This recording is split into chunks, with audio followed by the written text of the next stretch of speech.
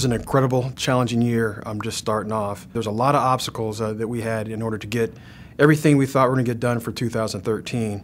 And the team of 1,000 men and women here for the Integrated Test Force did a phenomenal job to make sure that we met our original goals and objectives for the year. The PAX ITF started strong in 2013 by completing important weapons environment testing on both the B and C variants, opening the door for various envelope expansion flights throughout the year. The Stovall variant began the year with BF-4 performing crucial night Stovall testing, which ultimately led up to the first night vertical landing on April 2nd. The night flying has been much easier than I've ever experienced it in my life. Flying a Harrier to the boat at night was so hard that no pilot that I know ever really enjoyed it. I mean, it's a challenge, and you feel a great sense of satisfaction when you did it well, but you constantly felt like you were vulnerable. And in this airplane, I've discovered immediately a new sense of pleasure actually doing night flying, because I can now do it well, and that's because the airplane's helping me out. Beginning in March and stretching throughout the year, BF-3 continued its weapon separation testing, dropping a total of 10 weapons in 2013. On BF-3, we've actually cleared all of our JDAM stores, and we cleared all of our GB-12 500-pound stores. That includes level releases, dive releases, and then low G releases. All of these separations successfully tested the aircraft in a multitude of different conditions and configurations. BF-1 and the team continued their hot streak by performing the program's first vertical takeoff on May 10th. Wizard being able to fly that, it was a joy to watch him, a joy to be able to translate those skills. I mean, he spent plenty of time in the sim, practicing those maneuvers, being ready to go, and actually go and do that. It proved what the capability of this airplane is, proved the capability more so what our team is. And so I'm really proud of that and how they pulled this off. Starting in June, BF-2 and CF-1 began testing what would be 4 months' worth of strategic tanking flights. KC-135 and the KC-10 are both strat tankers for transoceanic deployment. So the importance of those are they just carry a lot more fuel for our aircraft to go overseas.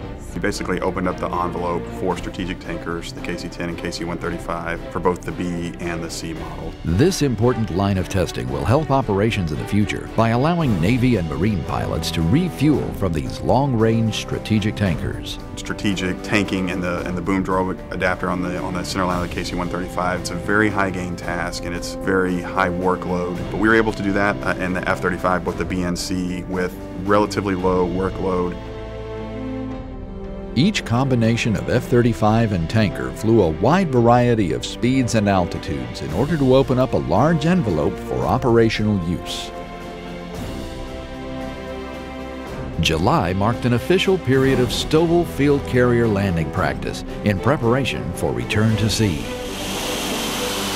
All this preparation led to BF-1 and BF-5 flying aboard the USS Wasp for 3 weeks of shipboard testing in August. It took over a year of planning to make DT2 happen. We've pushed out the wind envelope beyond what the legacy platform with the Harrier was able to achieve, and we also introduced weapons and nighttime flying. I was initially a little worried about flying at night with my Harrier legacy baggage. Happily, the F-35 is much easier. It's definitely 5th gen in every respect, and the night flying was a breeze. It is historical. I mean, we're doing things with aircraft that have never been done before. We've also looked at some cross-deck landings. With the good handling and the good visibility from the jet, it's not been a problem. And it gives an amphibious ship an unheard of capability that I think even the Marines are going to be surprised at when they finally take this thing into an area to go do the nation's bidding. Having an F-35B, having a stealth platform that's organic to that unit will allow us to support the Marines. It's really a testament of what the young men and women in both the ITF and on the ship can do. While part of the team was at sea, the team at PAX pressed on. The CF-3 team brought their jet back to the TC-7 site for steam catapults, in all catapulting 13 times before work began on tailhook modifications to be tested early next year.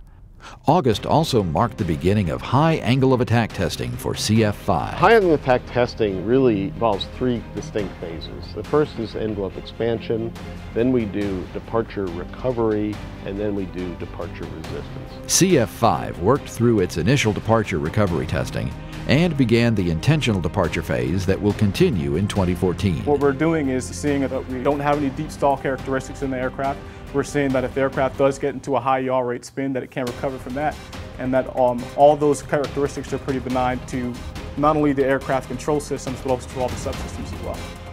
We've already gone to the minus 10 degrees to 50 degrees, and this is with a clean wing configuration. B-model high alpha testing began on BF-2 in October, with most initial testing completed.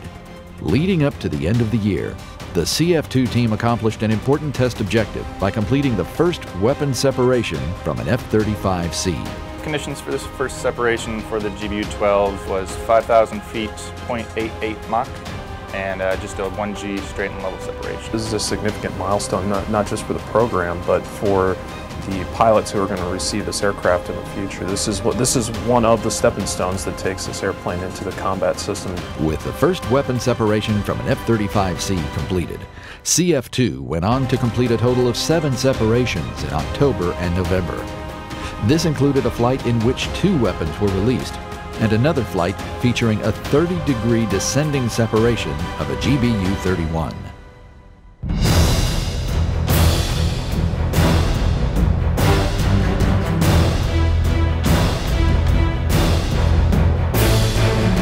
"2013 marked an important year of testing for the F-35 at Pax River, with the team successfully completing a range of test objectives.